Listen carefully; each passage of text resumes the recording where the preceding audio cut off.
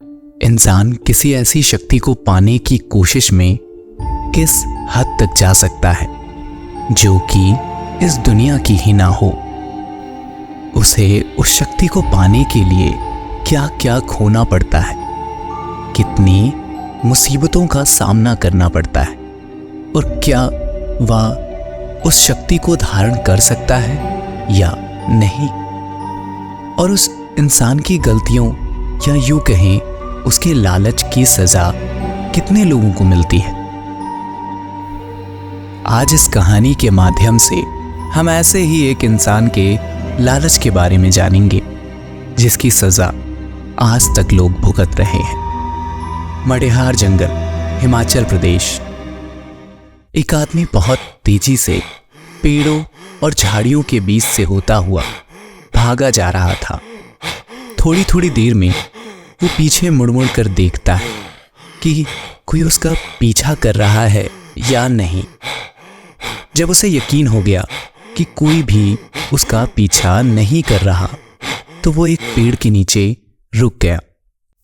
पेड़ के नीचे अपने दोनों हाथों को अपने घुटनों पर रखे वह बहुत बुरी तरह से हाफ रहा था कि तभी उसे अपने कानों में एक फुसफुसाहट सुनाई दी, जिसे सुनकर उसके रोंगटे खड़े हो गए। फिर अचानक तेज हवाएं चलने लगी। पेड़ पौधे अजीब तरीके से झंझनाहट करने लगे और अचानक से जंगल एक औरत की तेज चिल्लाहट से गूंज उठा और वो आदमी अपनी जगह से एकदम से गायब हो गया। फिर जंगल एकदम शांत हो गया, जैसे कुछ हुआ ही ना हो। तभी सन्नाटे को चीरती हुई उस आदमी की लाश धम्म से जमीन पर आ गिरती है। उसके चेहरे और छाती पर छिलने के निशान थे और शरीर पूरा सफेद पड़ चुका था। ऐसा लग रहा था जैसे उसके शरीर का पूरा खून किसी ने चूस लिया हो। थोड़ी देर बाद वहां दो लोग भागते हुए आते हैं। दोनों ने वन विभाग की यूनिफॉर्म पहनी हुई थी। उस आदमी की लाश को देखकर दोनों आपस में बात करने लगते हैं। रमेश कहता है, अरे यार, इसे कितना रोकने की कोशिश करी फिर भी नहीं रुका, अब इसे भी मार दिया उसने। तभी हेमंत बोलता है, ये जरूर शीला का काम होगा, पता नहीं उसे क्या हो गया है, आदमखोर बन गई है और हम लोग उसे ट्रेस भी नहीं कर पा रहे हैं। शीला जंगल की एक बाघ का नाम है। दोनों आपस में बात कर रहे होते हैं कि तभी अचानक जंगल में फिर से वैसी ही डरावनी आवाज गूंजती है और दोनों इधर उधर देखने लगते हैं कि तभी हेमंत गायब हो जाता है। रमेश की डर से हालत खराब हो जाती है।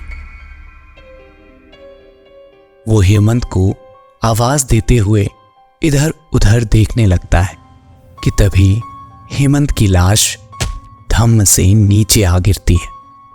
रमेश उसकी तरफ देख भी पाता कि उससे पहले वो भी गायब हो जाता है और थोड़ी देर बाद उसकी भी लाश वैसे ही जमीन पर पड़ी होती है।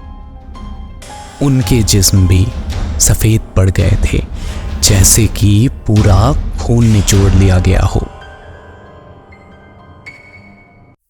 दिल्ली के बुराड़ी में रहने वाला अशोक एक दिन ऑफिस से जल्दी घर आकर अपनी पत्नी को बुलाता है और उसे गले लगाते हुए कहता है, तुम्हें पहाड़ बहुत पसंद है ना? मेरा प्रमोशन हो गया है, फॉरेस्ट ऑफिसर, हिमाचल प्रदेश में। अगले 15 दिन में ज्वाइनिंग है, हमें 15 दिन में ही यहां से निकलना पड़ेगा, तो जल्दी से बैग पैक कर लो। और हाँ, वो रंजन भैया है ना, वो भी मेरे साथ ही पोस्टेड हैं, तो वो भी हमारे साथ चलेंगे। अशोक लेटर को बैग में रखते हुए बोलता है। कुछ ही दिनों में अशोक, ज्योति और उनकी बेटी नियति रंजन और उसके परिवार के साथ हिमाचल प्रदेश के बीड़ नाम के शहर पहुंचते हैं। वहां पर उन्हें लेने भीमा आया हुआ था। उन सभी को लेके वो मंडेहार जंगल में स्थित घोरनाल गांव की ओर चल देता है। गेस्ट हाउस पहुंचकर ज्योति और बाकी सब हैरान रह गए, क्योंकि ये कोई गेस्ट हाउस नहीं बल्कि गांव के एक कोने पर जंगल की तरफ बना हुआ महल था। भीमा उन सबकी हैरानी देखते हुए बोलता है, ये महल एंड्रयू क्राइस्ट नाम के एक अंग्रेज ने बनवाया था। यहाँ वो अपनी गर्मियां बिताता था। नियति उस गेस्ट हाउस को देखकर बहुत खुश होती है। अंदर जाकर भीमा सभी को उनके कमरे दिखा देता है। ज्योति अपना सामान सजाने लगती है। रंजन और अशोक फ्रेश होकर ऑफिस की तरफ निकल जाते हैं। ऑफिस पहुंचकर भीमा अशोक को सबसे मिलवाता है। ये सुखलाल हैं, ये फील्ड में आपके ड्राइवर हैं, और ये जयंती और ये माला, ये दोनों जानवरों को ट्रेस करते हैं, और मैं भीमा, आपका पर्सनल असिस्टेंट। ठीक है, तो जरा अपने एरिया का मैप निकालना। और हाँ जयंती, वो मुझे अपने एरिया में कितने और कौन कौन से जानवर हैं उनकी लिस्ट भी दे देना। और हाँ एक बात और, हमारे एरिया में कोई अगर आदमखोर जानवर है तो उसके बारे में भी मुझे बताओ।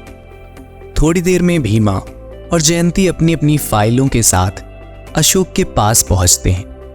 अशोक उन सब डॉक्यूमेंट्स को देखते हुए जब जानवरों के हमलों वाली फाइल देखता है तो जयंती से पूछता है, पिछले 1 साल में 15 लोग उस बाघ के हमले का शिकार हुए और आप लोग इसे अभी तक ट्रेस भी नहीं कर पाए। भीमा घबराते हुए कहता है, सर इन्होंने बहुत कोशिश की पर उसे ट्रेस नहीं कर पा रहे।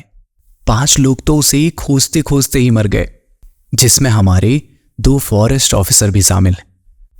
रंजन ध्यान से उन 15 मृत लोगों की फाइल देखता है और फिर अचानक से कहता है, ये लोग बाघ के हमले से नहीं मरे हैं। अशोक, जयंती और भीमा अचंभे से उसकी तरफ देखते हुए कहते हैं, आप इतने यकीन से कैसे कह सकते हैं? रंजन कहता है, ये देखो, ये निशान जो चेहरे और छाती पर है, ये किसी बाघ के पंजों के निशान नहीं है, और इनके चेहरा देखो पूरा सफेद पड़ चुका है। बाघ मांस खाते हैं, ना कि सिर्फ खून पीकर लाश को छोड़ दे। हो ना हो यहां कोई है जो इन लोगों का मर्डर कर रहा है, और ऐसे कर रहा है कि उसका इल्जाम किसी जानवर पर लगे। आखिर कौन है जंगल में हो रही इन मौतों के पीछे? क्या अशोक और रंजन उस कातिल तक पहुंच पाएंगे, या ये दोनों किसी और मुसीबत में फंस जाएंगे? जानने के लिए सुनते रहिए कहानी जंक्शन।